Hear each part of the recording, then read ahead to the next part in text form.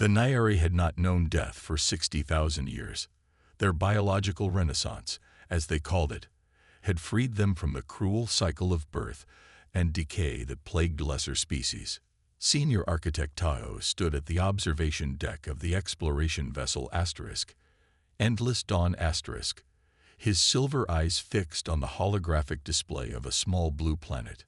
"Another life-bearing world," said Navigator Jiwoo, her voice carrying the measured calm of someone who had witnessed the birth and death of stars. "But this one has achieved technological advancement." Tahoe nodded. "The third such species we've encountered in this galactic arm. Their electromagnetic transmissions suggest a curious preoccupation with time."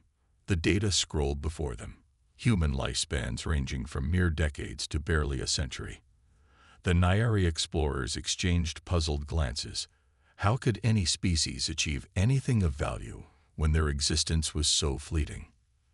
"They're like mayflies," Tahoe mused, "born, reproducing, and dying in what would be a mere moment to us.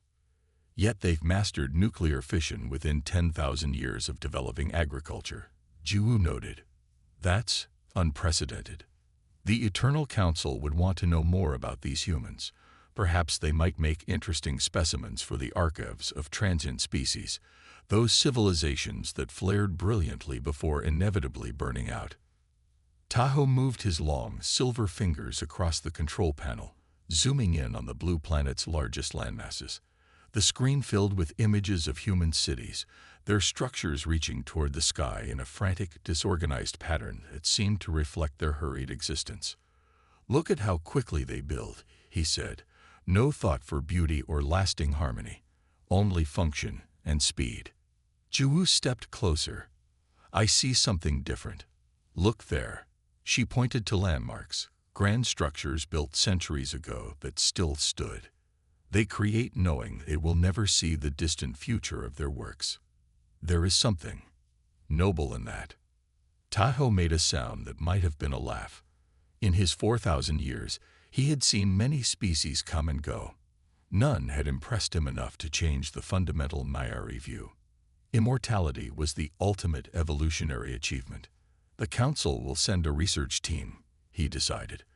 "I will recommend minimal contact. Their short lives make them unpredictable." But Science Officer Minho, who had been quietly analyzing the data streams, spoke up. "Their biological makeup is fascinating.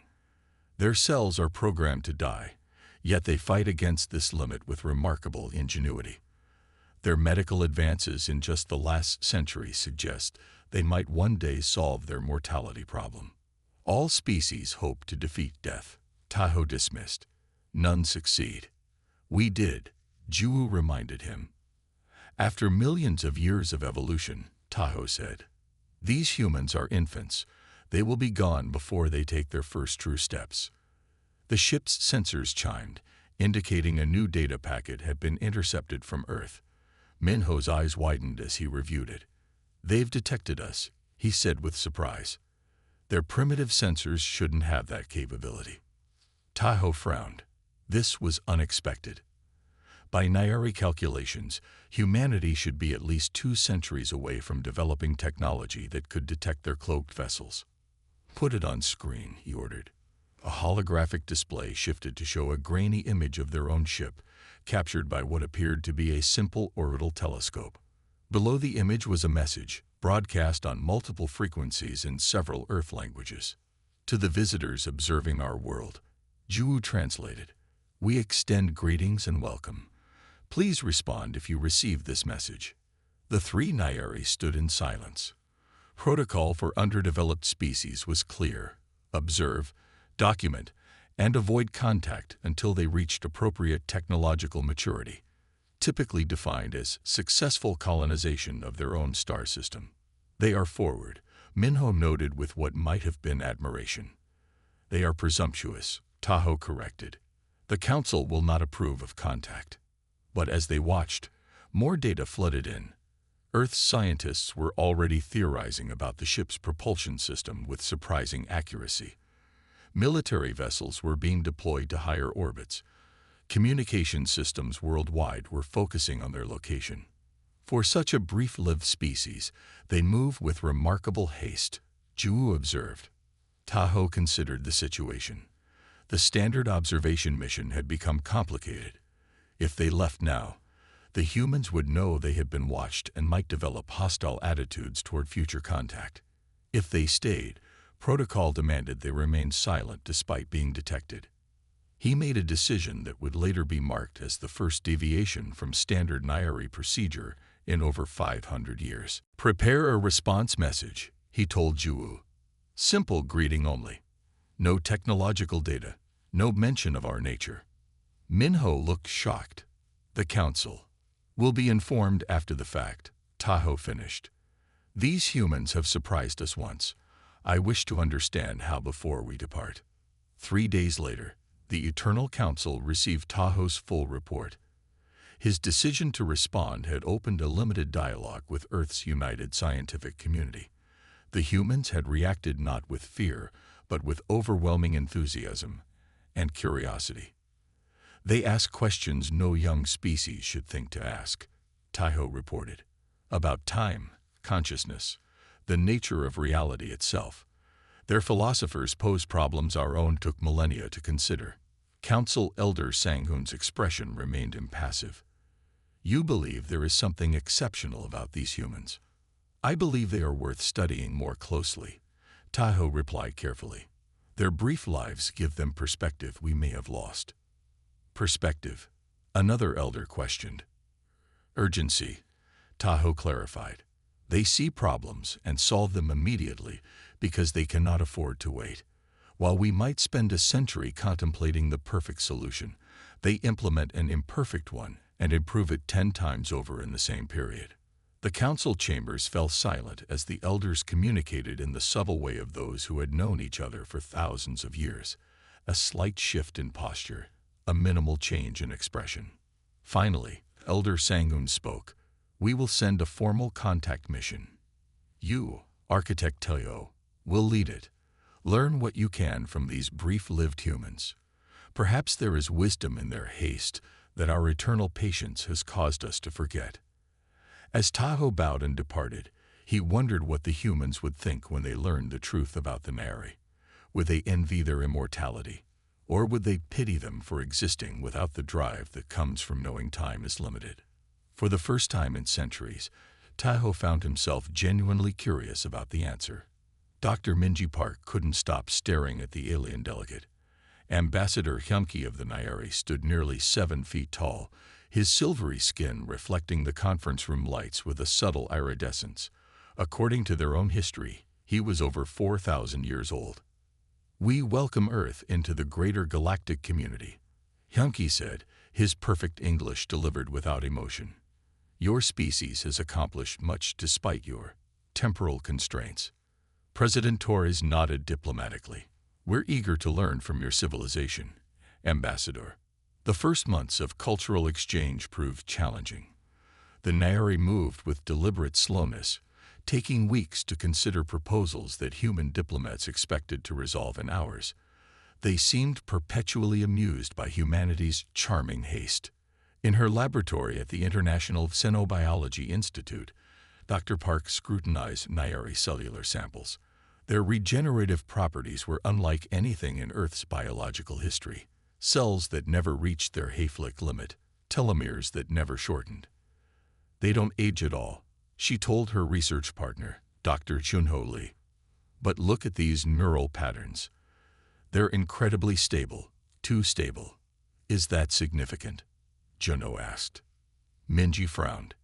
In human brains, neural plasticity, the ability to form new connections, is essential for learning and adaptation.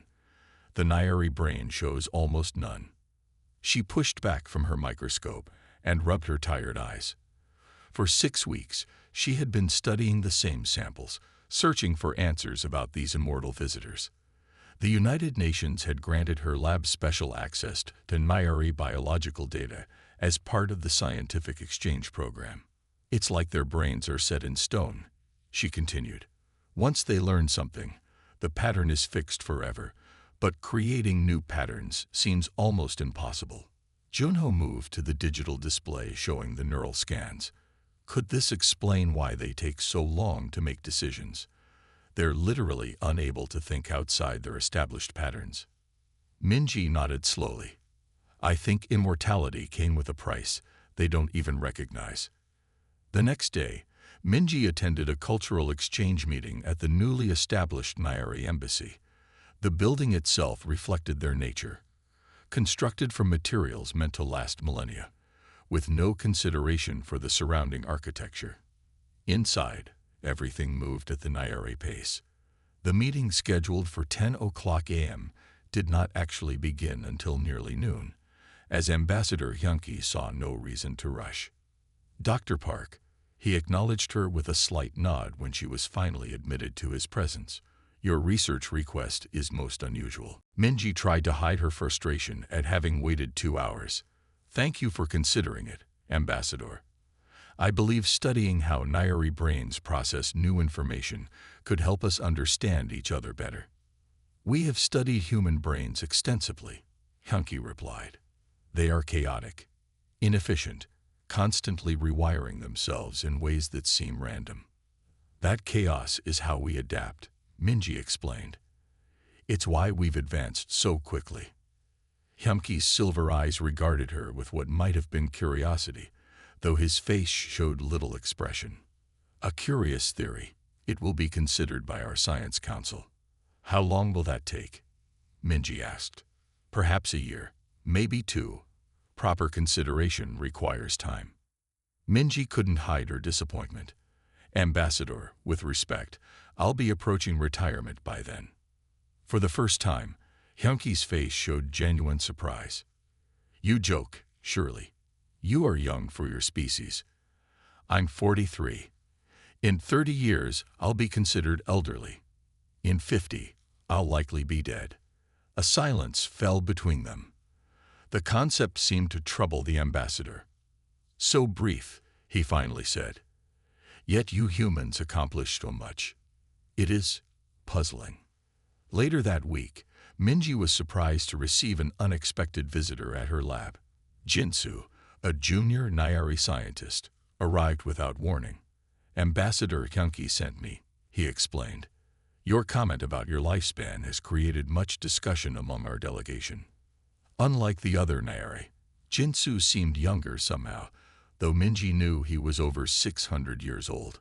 The ambassador has authorized me to participate in your brain study, Jinsu continued. I am considered unconventional among my people. They believe I may be more compatible with human research methods.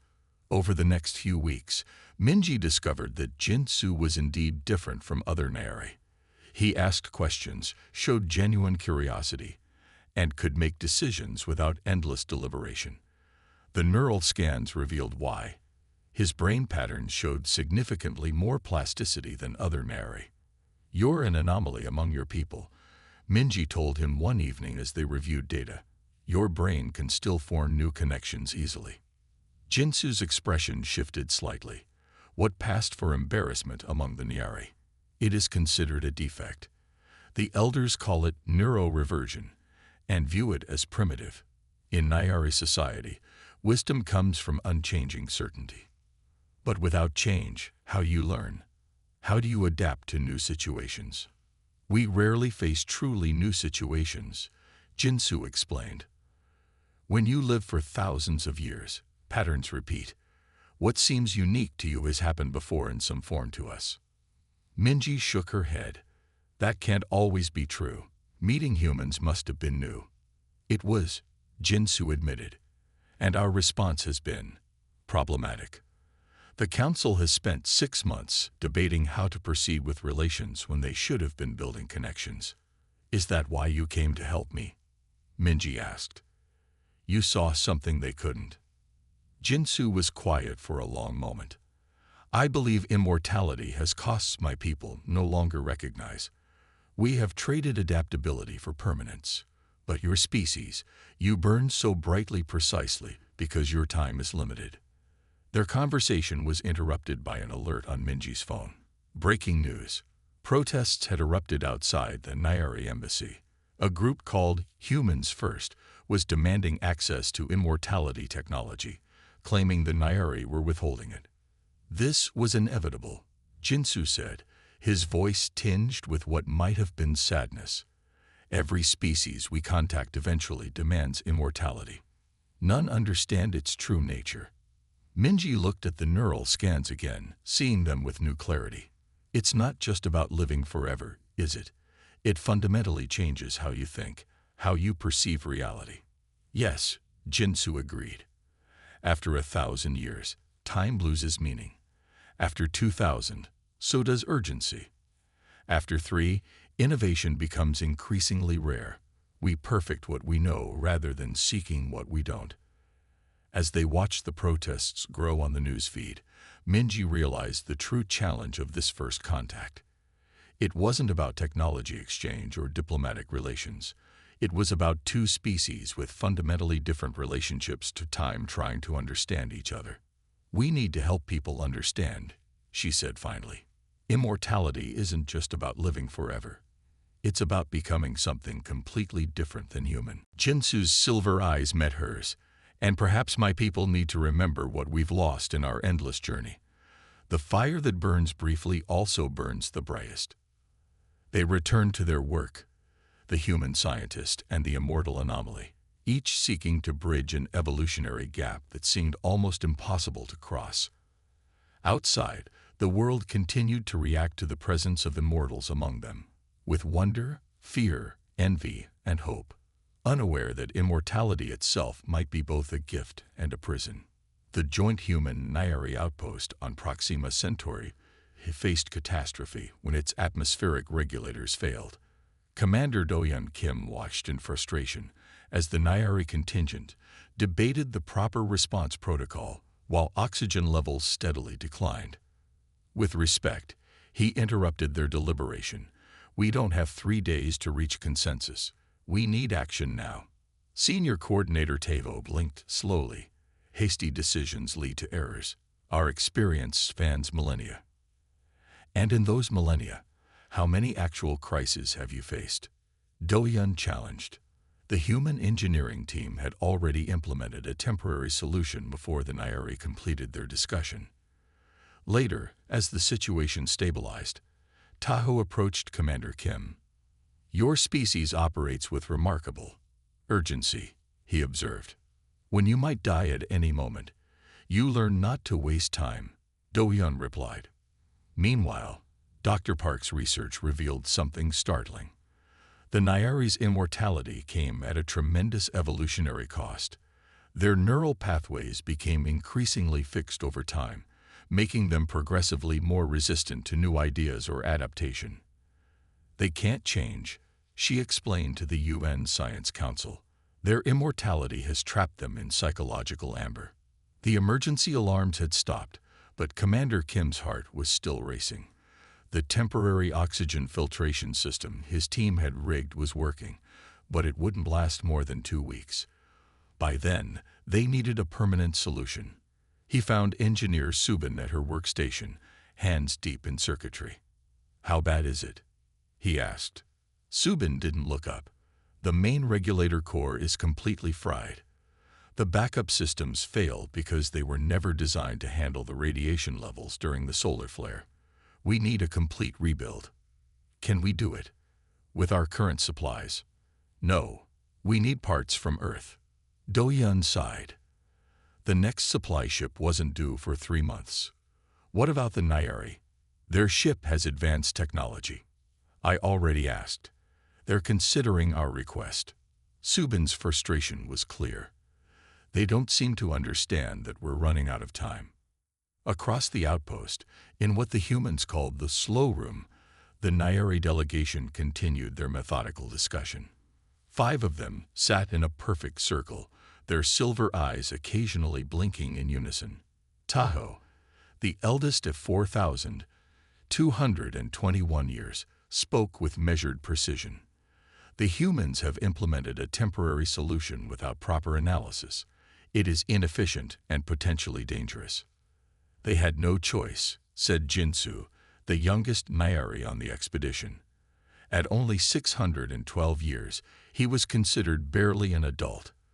Their bodies require consistent oxygen levels. Their haste is concerning. Another Nari commented. They modified critical systems without proper authorization. Because they would have died waiting for it, Jinsu replied. He had spent more time with humans than any other Nari, and had developed what his elders considered disturbing habits, like interrupting. Tahoe regarded him with the patience one might show a child. Death is their natural state. We must not judge their actions by our standards. Or perhaps we should, Jinsu challenged. Their mortality gives them advantages we've lost. The statement created a ripple of discomfort among the Nari. Such ideas bordered on heresy. Back on Earth, Dr. Minji Park presented her findings to the United Nations Science Council. The room was filled with the world's top scientists and government officials. The Nari brain is a marvel of stability, she explained, pointing to the neural imaging on the screen. Their memories are perfect, their knowledge retention absolute, but this comes at a cost. She switched to a comparison of human and Nari brain activity when presented with novel problems. The human brain lit up with activity across multiple regions. The Nari brain showed minimal response. They literally cannot think outside their established neural pathways, she continued. The longer they live, the more fixed these pathways become. By the time a Nari reaches 3,000 years old, their capacity to form new neural connections is almost zero. Are you saying they can't learn? Asked the councilman. They can accumulate knowledge, but they struggle to integrate it in new ways. Innovation, creativity, quick adaptation. These are increasingly difficult for them. An official from the military leaned forward. Is this a weakness we could exploit? Minji frowned. That kind of thinking is exactly what we must avoid. This isn't about advantage or weakness. It's about understanding a fundamental difference between our species. At the Proxima outpost, a week had passed. The temporary oxygen system was failing faster than expected. Commander Kim called an emergency meeting with both human and Nari personnel. We have 7 days before oxygen levels become critical, he stated bluntly. We need to combine human and Nari technology to build a new regulator system. Tahoe looked troubled. Such integration has never been attempted. The compatibility issues will have to be solved as we work. Do-Yun interrupted. We don't have time for perfect solutions. After much discussion, a compromise was reached. The humans would begin construction immediately, while the Nari would calculate the optimal configurations. Jinsu volunteered to serve as the bridge between the two teams. As they worked, Jinsu observed something fascinating. The humans made mistakes, many of them, but recovered quickly and learned from each failure. The Nari made few errors but struggled when theoretical models didn't match reality. You're going to burn out that coupling, Jinsu warned Subin as she connected two incompatible systems. Probably, she agreed, not stopping her work.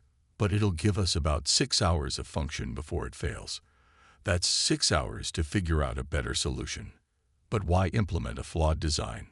Subin looked up, hands still working. Because a flawed solution that keeps us alive is better than a perfect solution that comes too late. The concept troubled Jinsu deeply. It challenged thousands of years of Nari thinking. On the 3rd day, the integrated system failed catastrophically, filling a section of the outpost with smoke. No one was hurt, but precious time was lost. This validates our concerns, Tahoe told Commander Kim. Hasty implementation leads to failure. To everyone's surprise, Kim smiled. Actually, it told us exactly what doesn't work, which narrows down what might. We're closer to a solution now. The human team immediately began a redesign. This time, they incorporated what they'd learned from the failure. By the 5th day, they had a working prototype. It wasn't elegant or efficient by Nari standards, but it processed oxygen. As the humans celebrated, Jinsu observed Tahoe standing alone, watching them.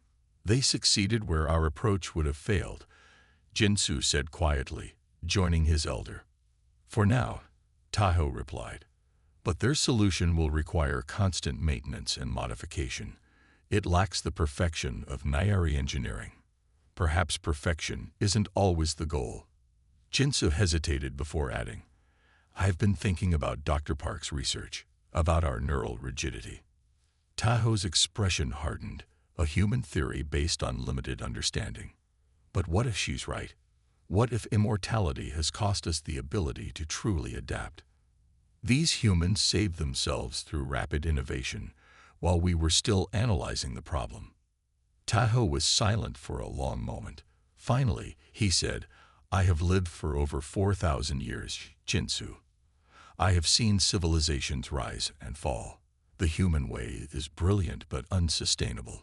They burn too brightly. And perhaps we barely burn at all anymore, Jinsu replied.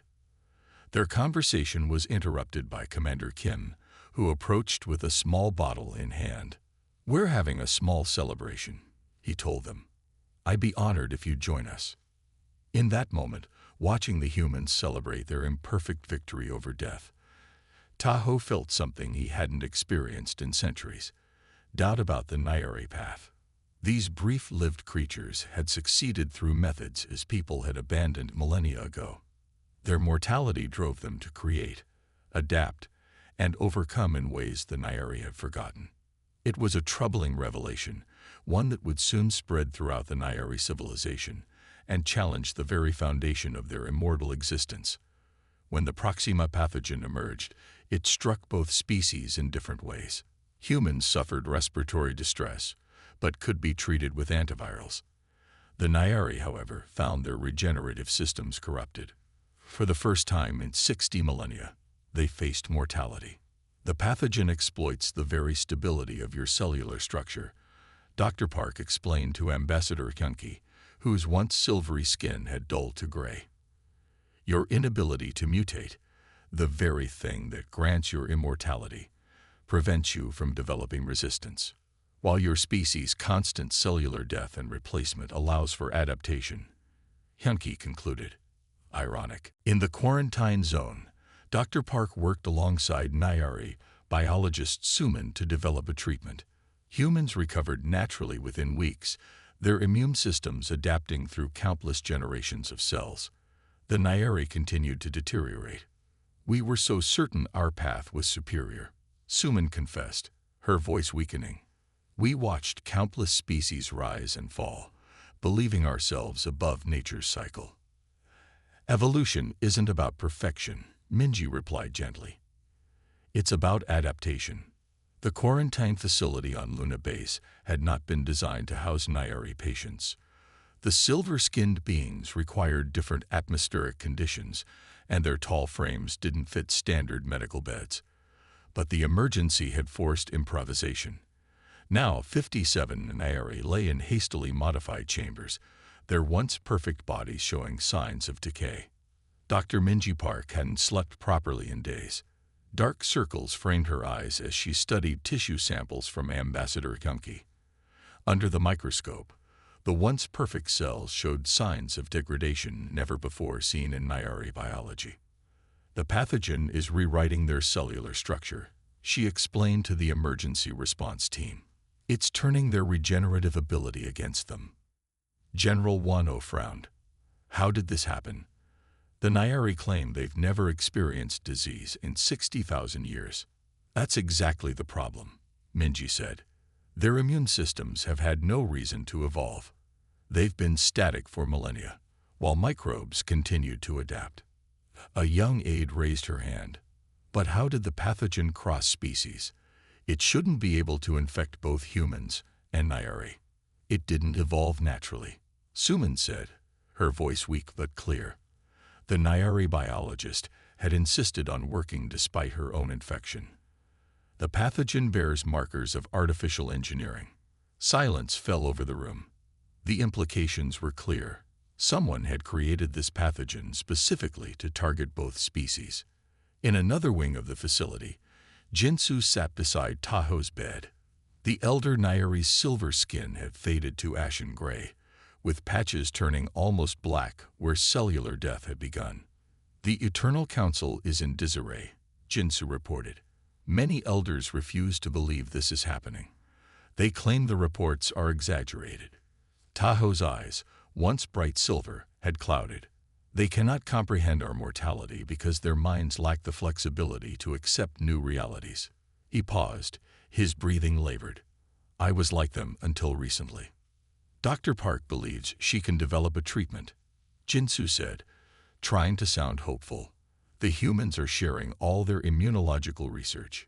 Even if she succeeds, the Nari will never be the same, Tahoe whispered.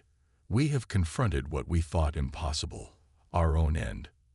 In the main laboratory, Minji and Suman worked side by side.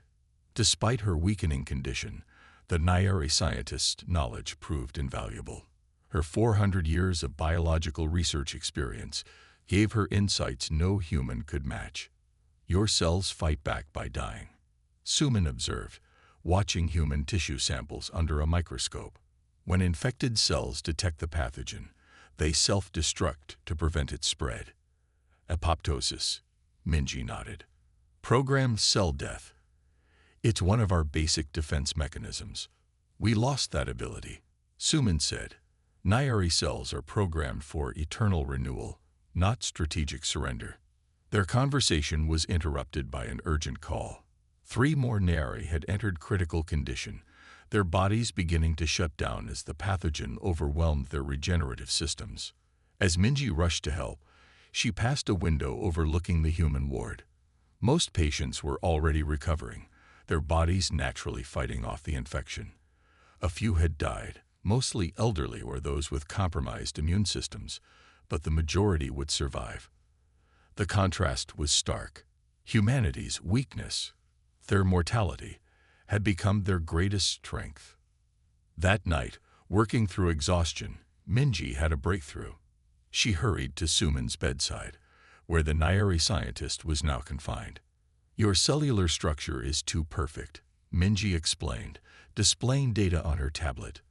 A pathogen exploits that perfection. But what if we introduced controlled imperfection? Suman's eyes widened with understanding. You want to reintroduce cellular death into our biology. Controlled cell death, Minji corrected. Your cells would retain most of their regenerative properties, but gain the ability to sacrifice themselves when infected. It would mean the end of true immortality, Suman said quietly. But the beginning of adaptability, Minji countered. Your species could survive this pathogen and any future threats. The treatment was experimental and dangerous. It required rewriting fundamental aspects of Nari biology, introducing controlled mortality into a species that had evolved beyond death. Ambassador Hyunki, as the highest-ranking Nari on Earth, made the decision. Proceed with the treatment, he told Minji. Starting with me. The procedure was painful. Hyunki's body fought against the changes as Minji's serum triggered genetic alterations. For hours, he convulsed as cellular death. Something his body had never experienced began occurring throughout his system. Outside the treatment chamber, General Wano received troubling news. We've identified the source of the pathogen, his intelligence officer reported. It originated from a human facility. Terrorists? Wano asked. Scientists, a group called Evolutionary Balance, believed the Nari represented a threat to natural order. They created the pathogen as a correction. Wonho's face darkened. Have they been apprehended? Yes, sir. But they claim they've released other engineered pathogens targeting the Nari. They believe immortality is an evolutionary dead end that threatens all life. Inside the treatment chamber, Hyunki finally stabilized. His skin remained gray, but the blackened areas had stopped spreading. Minji's readings showed the pathogen receding as newly programmed cell death eliminated infected tissue. It's working, she told Suman, who watched from her bed. His body is learning to fight back. By accepting death, Suman murmured. Over the next week, all infected Nari received the treatment. Most survived, though none emerged unchanged. Their perfect silver skin now bore patterns of gray and white, physical manifestations of their altered biology. When Hyunki finally rose from his bed, he looked at his reflection in a metal surface. The perfect being who had arrived on Earth was gone, replaced by someone marked by experience and change. We had forgotten what it means to adapt, he told Minji. For 60,000 years, we believed we had reached evolutionary perfection. Now we understand. There is no perfection, only change. As news of the treatment spread to the Nari homeworlds, their civilization faced an unprecedented crisis of identity. Some rejected the treatment, preferring to risk death rather than surrender immortality. Others embraced the change, seeing in humanity a reminder of what they had lost. In the recovery ward, Taeho spoke with Jinsu. "I have lived over 4,000 years believing our path was superior," the elder said. "Now I wonder if we have been standing still while the universe moved forward. Perhaps that's why we needed to meet humans," Jinsu suggested, "to remember what it means to evolve." Outside their window, Earth shone blue against the blackness of space, home to a species whose greatest weakness had proven to be their greatest strength, and whose brief, bright lives had forever changed the immortal Nari. The solution, when it came, required sacrifice. Dr. Park's treatment would save the Nari, but permanently alter their biology. They would retain exceptional longevity, perhaps several thousand years, but true immortality would be beyond them. In exchange, she explained the Eternal Council. Your neural pathways will regain plasticity. You'll be able to form new connections, adapt to new circumstances, and evolve once again. The council chambers erupted in chaos. Some Nari declared they would rather face extinction than mortality. Others saw the wisdom in adaptation. Elder Taeho, once so certain of Nari superiority, was among the first to receive the treatment. "We called ourselves the Eternal Ones," he said afterward, never realizing that eternity is not a gift but a trap. Within decades, the transformed Nari civilization experienced a renaissance of art, science, and philosophy. They began to understand the human drive to create meaning within finite time. At the centennial celebration of First Contact, Ambassador Suman, who had chosen the treatment and survival, addressed the United Nations. "Humans taught us what we had forgotten. That life draws its value not from endless duration, but from change and growth. You showed us that mortality is not a weakness, but the crucible in which purpose is forged. For this wisdom, we are forever in your debt." As humanity and the Nari ventured outward together, they carried this truth to the stars.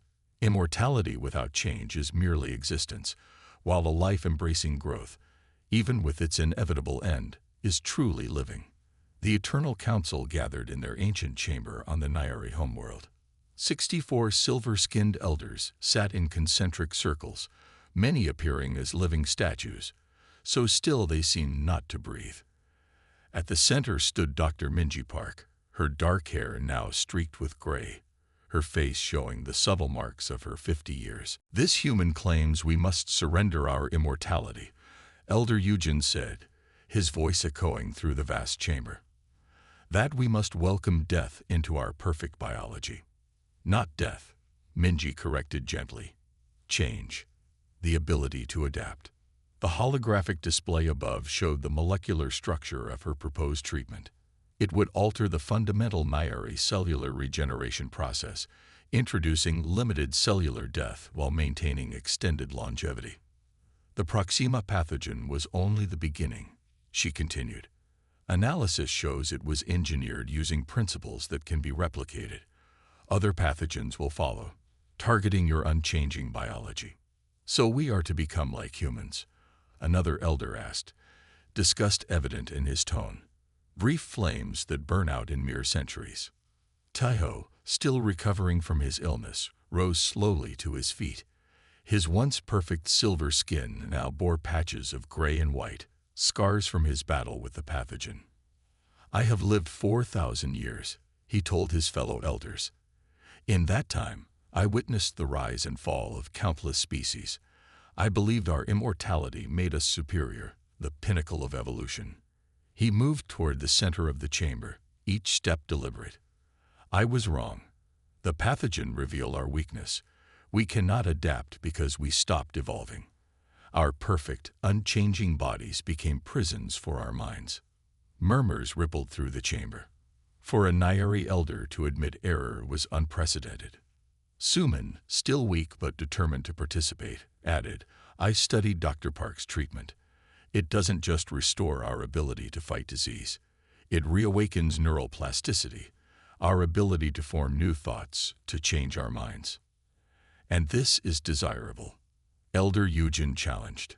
Uncertainty, doubt, the chaos of constant change. "It is the essence of life itself," Minji answered, "not just to exist, but to grow." The debate lasted for weeks, lightning fast by Nari standards. While they deliberated, reports arrived from across Nari space. New variations of the pathogen had appeared on 3 colony worlds. The threat was spreading. Finally, the council reached its decision. The treatment would be offered to all Nari, but not mandated. Each individual would choose between traditional immortality with its increasing rigidity, or the new path of extended life with adaptation. The division was immediate and profound.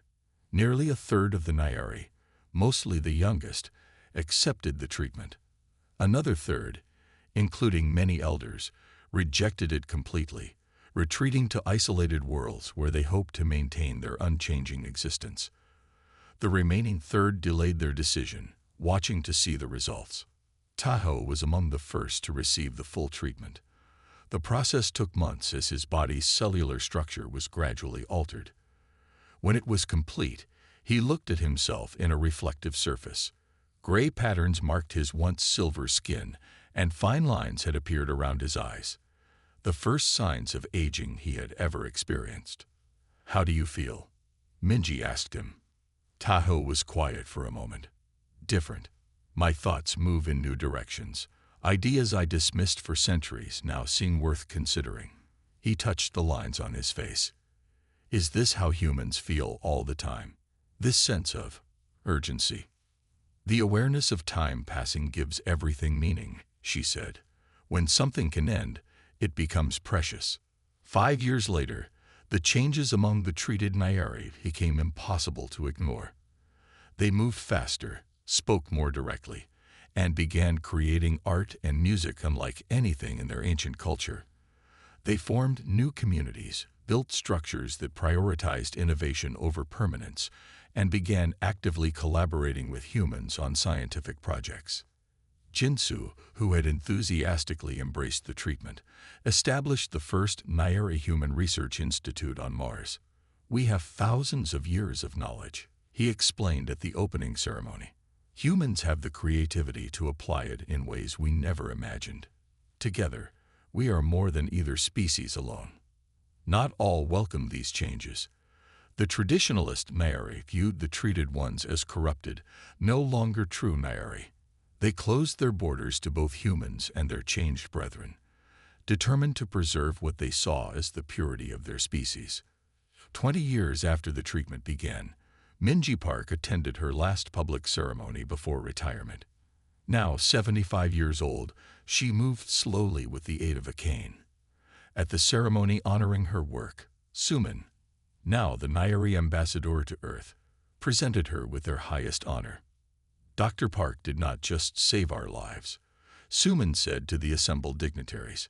"She saved our future, by reminding us that life without change is not life at all, but merely existence." Minji smiled as she accepted the award. "I only helped you remember what you had forgotten. That immortality has a price, and sometimes that price is too high." As decades passed, the differences between the two Nari paths grew more pronounced. The treated Nari, though still living for thousands of years, now experience genuine growth and change. Their children, born with the new biology, developed faster and showed unprecedented creativity. The untreated Nari remained unchanging, perfect in their immortality, but increasingly isolated from the galaxy's evolution. Some eventually reconsidered, seeking the treatment as they witnessed the renaissance among their changed brethren. 100 years after first contact, both species gathered at the United Nations in New York. The humans present were the great-grandchildren of those who had first met the Nari. But Ambassador Suman, though now bearing the marks of a century's passage, was the same individual who had helped forge the relationship between their peoples. Humans taught us what we have forgotten, she told the assembly, her voice strong despite the century behind her. That life draws its value not from endless duration, but from change and growth. You showed us that mortality is not a weakness, but the crucible in which purpose is forged. For this wisdom, we are forever in your debt. In the audience sat Tayo, his once solid silver skin, now a complex pattern of silver, gray, and white. His eyes, however, burned with a fire that had been absent for 3,000 years of his immortal existence. Beside him sat a human child, barely 10 years old, watching with wonder as the ancient alien spoke of time and change and the value of ending. In her brief life, she would experience more growth and change than a traditional Nari would in 10,000 years. Together, their species ventured outward, each complementing the other's nature. The humans with their brief, brilliant lives full of urgent innovation, and the new Nari with their patient wisdom tempered now by the knowledge that even for them, time was precious. They carried this truth to the stars. Immortality without change is merely existence, while a life embracing growth, even with its inevitable end, is truly living.